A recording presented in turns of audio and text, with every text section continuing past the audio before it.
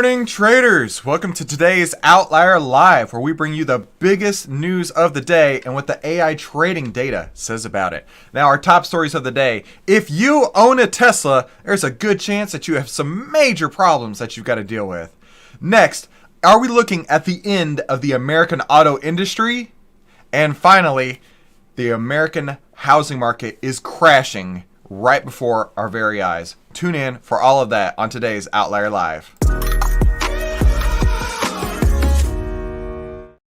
If you own a Tesla, there's a really good chance that you have some major problems going on with that Tesla right now.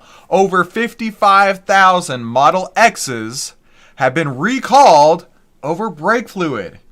Now, I am a Tesla owner. I own a Tesla Model Y, and I love the thing. But I didn't even know it had brake fluid. I kid you not. I asked the service tech. They came and did a repair. I needed service on my Tesla. They came to my house and fixed my car in my garage, which is amazing. And I asked him at the time, I was like, is there any maintenance that I need to do? He's like, nah, bro, you don't have to do anything. You literally don't have to do anything other than change out the cabin air filter. And on my car, I have the Model Y Performance, and the tires in the front are smaller than the tires in the rear. And he said, because of that, you don't even have to rotate your tires. So to find out that there is brake fluid, I was very surprised. And I bet a lot of owners of Model X's are surprised as well. And if you're just tuning in, my name is Christopher Ewell, and we cover the biggest headlines of the day and what the AI trading data says about that. And if you're interested in that too, be sure to definitely hit the subscribe button down below and start trading with AI today. Go to ovtlyr.com to see why outliers win. Now, let's continue on with the story here, right? The Tesla will recall 54,676 Model X vehicles from 2021 to 23 because the vehicle controller may fail to detect low brake fluid and not display a warning light. Now, I will say, my wife drives a Lexus, and recently when I got the oil changed, they were showing me the fluids and everything, and they're like, you need just a smidge of power steering fluid, your brake fluid looks okay, all this stuff.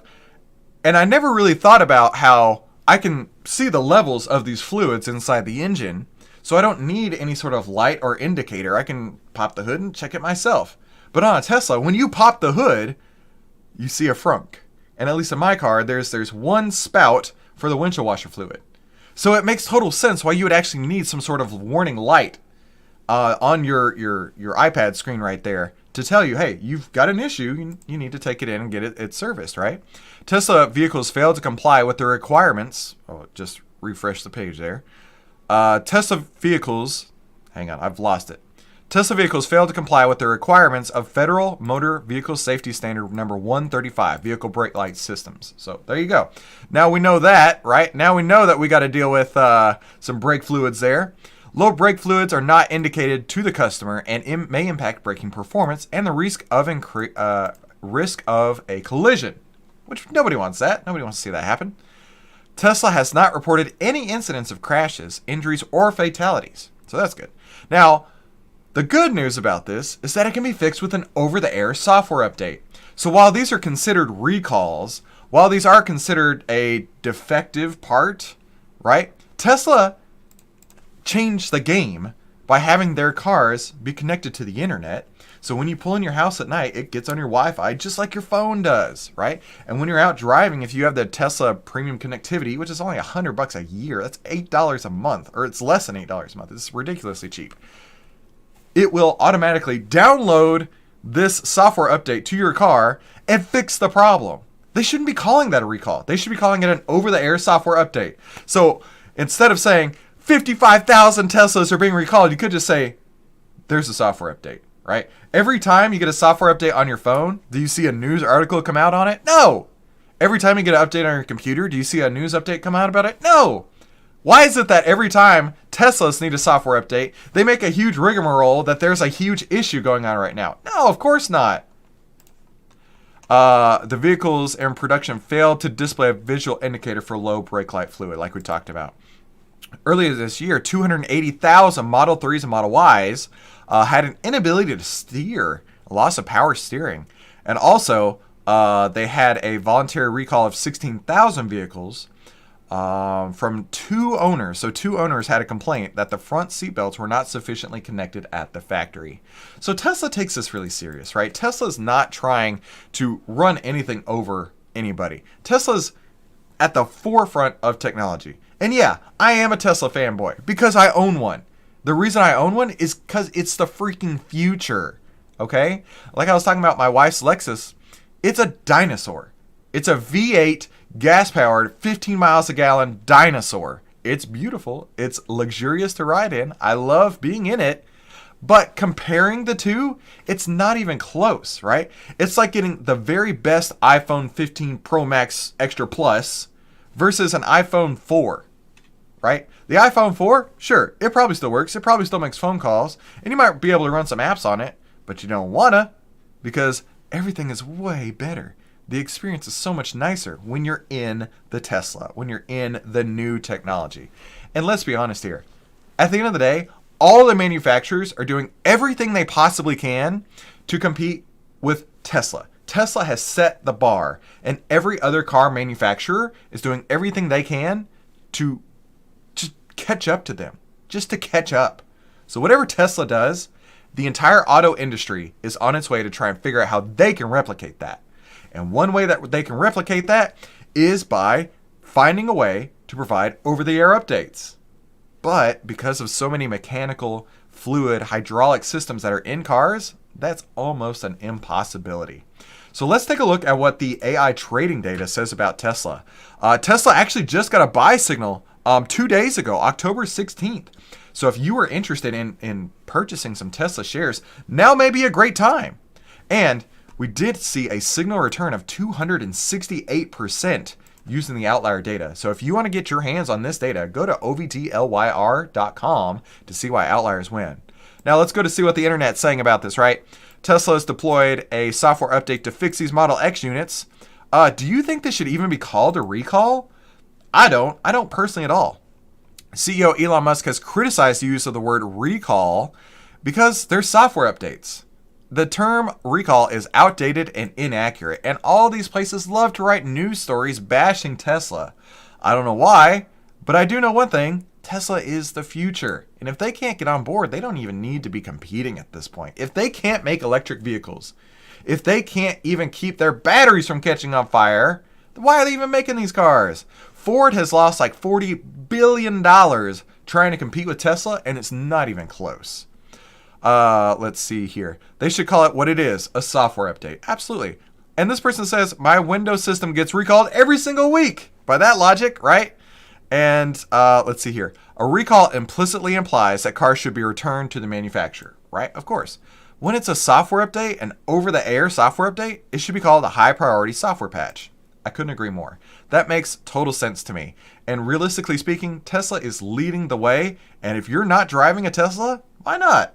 At this point, they've lowered prices so much that when you include the tax rebate, it's actually cheaper to drive a Model Y or a Model 3 than the average price of any new car out there. So let me know in the comments down below and hit the like button if you also think that Tesla is a pretty awesome product, and these definitely don't need to be called recalls when it's just a software update.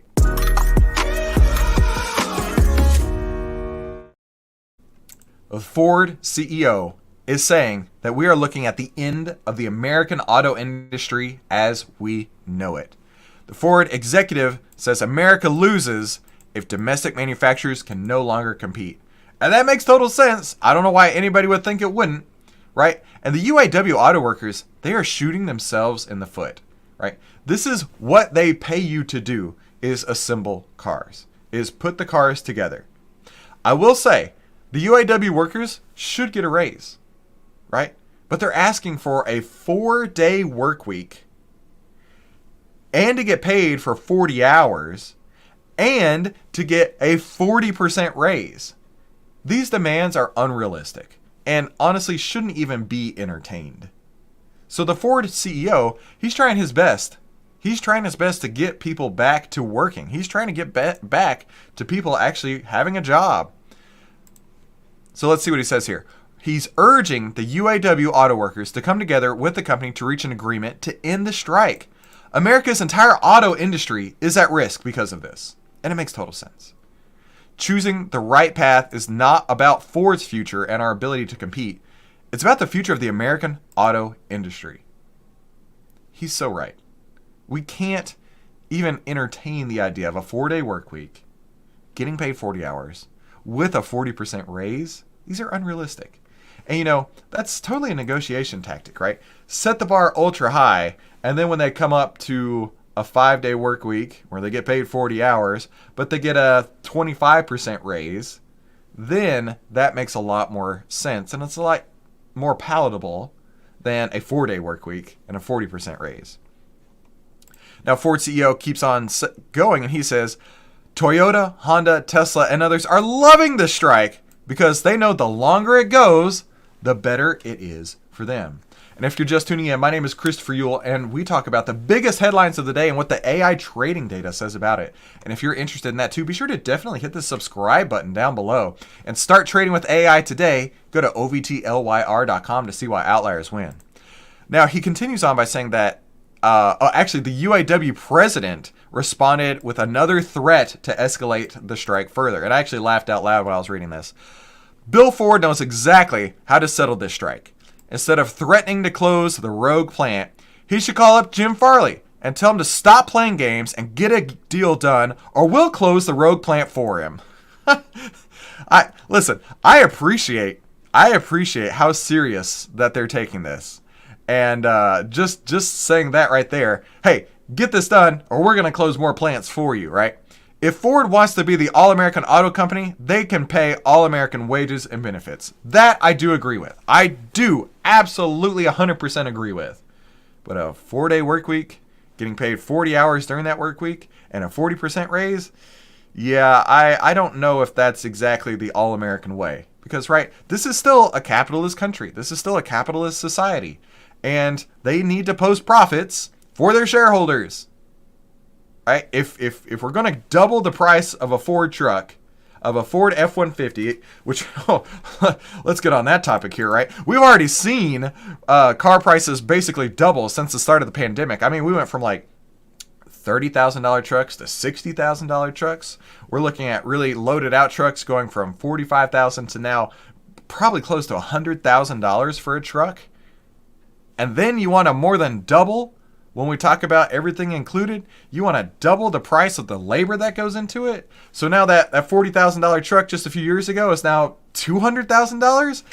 That's not going to keep the company in business. That is going to price out anybody who is interested in the American auto industry products.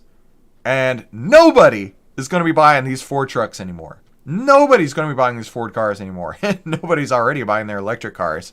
So the UAW's demands, they're honestly outlandish. They're crazy. And you know what? If you want to leave a comment down below and tell me how I'm wrong, please feel free to. Let's keep on going here.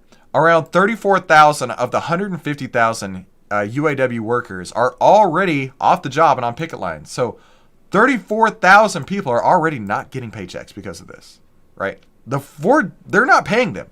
Ford, GM, Stellantis, they're not paying them to go walk the picket line. That's not how this works, right? And they said they're going to extend the strike nationwide if they do not start seeing some progression in their demands. Look, if you keep this up long enough, your inventory is going to go to zero. Your cost is going to go double. And you're going to have zero customers left. So by trying to get these outlandish demands, you're going to be putting yourself out of a job permanently and the industry out of existence. That's what the Ford CEO is trying to say here. UAW is asking for a 40% raise for members over the 4-year contracts. If Ford has already said they could do 23%, you're telling me 23% is not enough? 23% is not going to put them in a better place to be? Nick, with the gorillas, you're telling me that a 23% raise is not enough to get you back on the job, to get the American auto industry back on its feet? You're looking for trouble. You're going to be causing a lot more issues than you're solving. Meeting all the union's demand would hinder the company's ability to remain competitive. Absolutely. We're not going to be able to double the price of the trucks and cars and everything else and still be able to sell them. Now let's take a look at what the AI trading data says about Ford. Ford just got a buy signal on October 16th. And in fact, this outlier has generated signal returns of 145.8%. So if you want to get your hands on these signals and be the first people who know what the AI trading data is saying, head to ovtlyr.com to see why outliers win. Now let's go to see what the internet's saying about this. Oh boy, breaking: the UAW's expanding strikes to Ford's Kentucky plant. That's another 8,700 workers off the job, and it's starting to get dangerous, right? Dangerous in the fact that they may overplay their hand and car manufacturers won't survive. This is what we're talking about here. You can't expect prices to go up and consumers to still pay for those cars, right? They're just going to go to Tesla. A Tesla with a Tesla Model 3 or Model Y, including the tax rebate that you're going to get, is less than the average price of all new cars. Why would you even entertain going to Ford? Why would the Ford auto workers who are looking at this, staring at the fact that their jobs are on the line, say, you know what, we need to increase the price of our cars by increasing what I'm going to earn? They're not going to have anybody left. The taxpayer bailout on this is going to be expensive. Let's see, is there anything else? Yeah, this is just the beginning. This person says fast food's about to have a real call to action. But this other person says robots are going to take their jobs anyway. And realistically speaking, that could be what happens at Ford too. Robots could come in and take their jobs. I mean, robots have already taken a lot of jobs at the auto plants. They could just take even more. And that could be how the UAW strike ends, is Ford saying, okay, fine, we're done with you. You want to raise? Go work somewhere else. We're going to put in more robots to replace you as it is.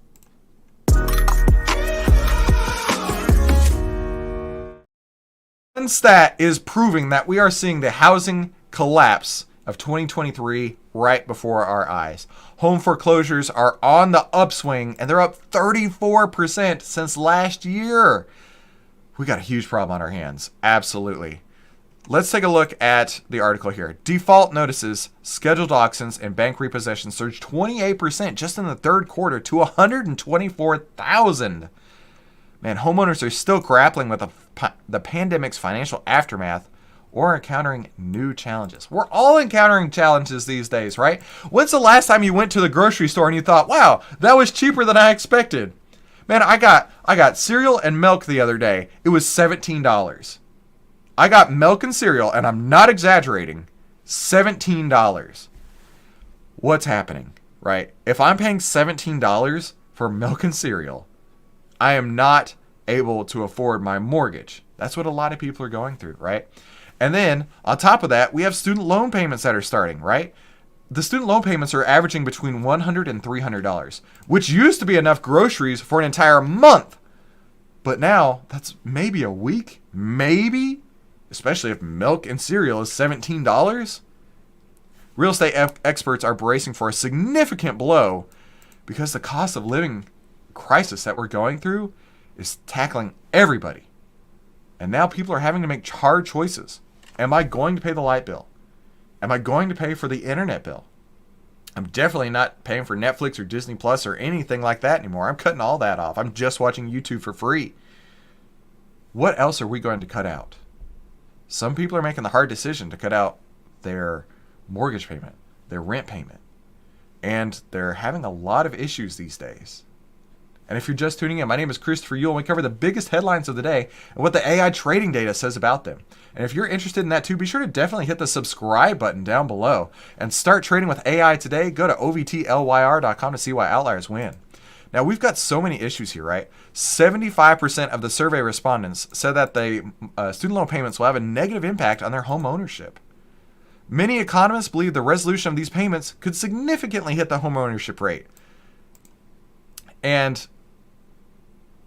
income has not grown at the level that housing expenses have grown.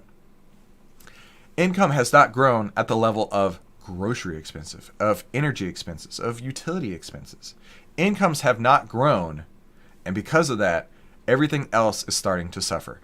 But this is what the Fed wanted. This is what they intended to happen, which sucks. But Jerome Powell always said, we expect pain. He literally said, we expect pain for the U.S. consumer. And it makes sense, right? Because home ownership has become so almost unattainable. With the prices of the homes going up, by raising rates, the only way to find buyers is by lowering the price of the asset.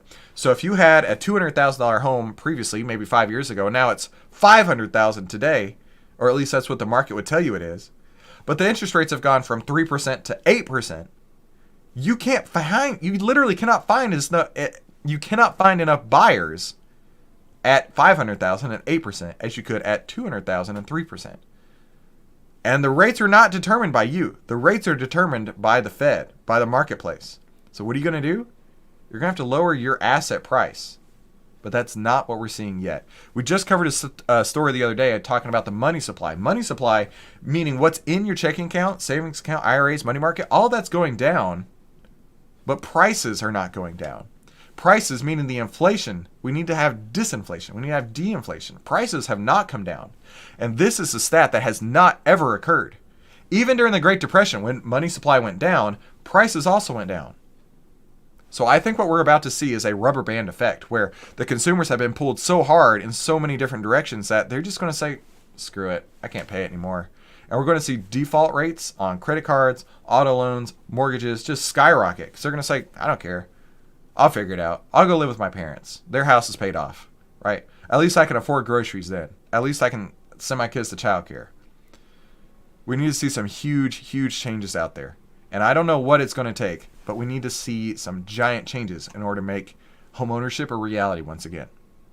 So let's take a look at what the AI trading data says about Zillow, one of the best apps out there. I love to use Zillow for looking at home prices and just what's available, right? We actually just got a buy signal on October 16th on Zillow. So if you're interested in getting this AI data and being one of the first people to see these signals, head to ovtlyr.com to see why outliers win. Now let's go see what the internet says about this, right? All these foreclosed homes will be bought up by these large management companies. The average person doesn't have the money to stomach and try and buy these places. Foreclosures are not easy to buy through. I agree with that. With rising rates and inflation, it's not a surprise, and it may get worse if rates keep going up. Absolutely. It makes total sense. And honestly, that's what Jerome Powell is wanting.